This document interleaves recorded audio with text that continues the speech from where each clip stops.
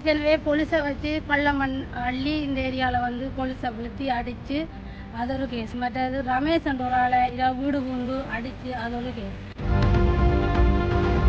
இரவு எங்கட வீட்டுக்குள்ளே பூந்து வால் வட்டி கேட்டுகள் எல்லாம் உடைச்சி பூச்சாடி எல்லாம் சேதப்படுத்தி மோட்டர் சைக்கிள் வந்து அடிச்சு உடைச்சி குணத்துக்காக போட்டு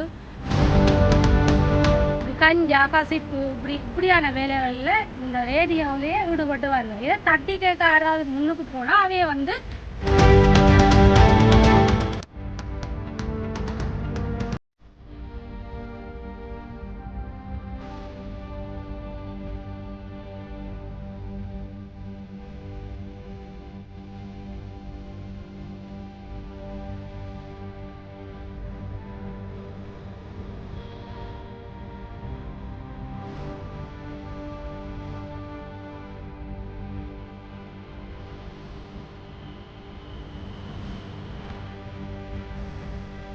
என் பேர் வந்து திருச்செல்வம் லோமினா, இலக்கம் 34, 3ஆம் ஒழுங்கை வில்சன் வீதி, திருவையாறு.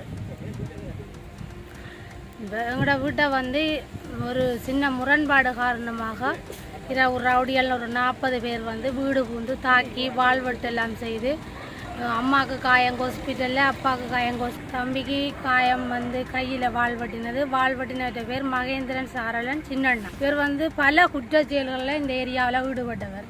ஏற்கனவே போலீஸை வச்சு கள்ளமண் அள்ளி இந்த ஏரியாவில் வந்து போலீஸை விழுத்தி அடித்து அது ஒரு கேஸ். மற்றது ரமேஷ் என்ற ஒரு ஆளை இரவு வீடு பூந்து அடித்து அது ஒரு கேஸ். மற்ற இரவு எங்கட வீட்டுக்குள்ளே பூந்து வாழ்வட்டி கேட்டுகள் எல்லாம் உடைச்சி பூச்சாடி எல்லாம் சேதப்படுத்தி மோட்டர் சைக்கிள் ஒன்று அடித்து உடைச்சி குணத்துக்காக போட்டு இந்த மணல் மாஃபியா செய்தாக்கள் இப்போ ஒரு வழியும் இல்லாதபடியாக, அவர்களுக்கு வேறு தொழில் செய்ய வழி இல்லாதபடியாக இப்படி கஞ்சா கசிப்பு இப்படியான வேலைகளில் இந்த ஏரியாவிலேயே ஈடுபட்டு வருவாங்க. இதை தட்டி கேட்க யாராவது முன்னுக்கு போனால் அவைய அப்படியே அடித்து அமர்த்தி போடுவினோம். இதுதான் அவர்களுடைய தொழிலாக இருக்கிறது. நாங்கள் எந்த வித பிரச்சனைக்கும் இந்த ஊருக்கு போகல. இந்த மனுஷன் வந்து ஒரு வெளிநாட்டு பிரஜை. அவர் ஒரு வெளிநாட்டு பிரஜைன்னு பார்க்காம வந்து வீடு பூந்து தாக்கி பெண்களண்டும் பார்க்காமல் குளாரி அழுது கைகால் எல்லாம் பட்டு விழுகவும் ஈவிரக்கம் இல்லாமல் அடித்தவர்கள். இவர்கள் எல்லாம் இந்த ஊரில் இருக்க தகுதியது. இவர்களுக்கு போலீசார் முறையான சட்ட நடவடிக்கை மேற்கொள்வார். எத்தனை பேருக்கு காயம்? அம்மாவுக்கும் அப்பாவுக்கும் தம்பிக்கும் காயம். மற்ற எங்களுக்கு கையில் அடி, தங்கச்சிக்கு காலையில் ஒரு சிறு அடி. அவாவுக்கு பெருசாக இல்லை.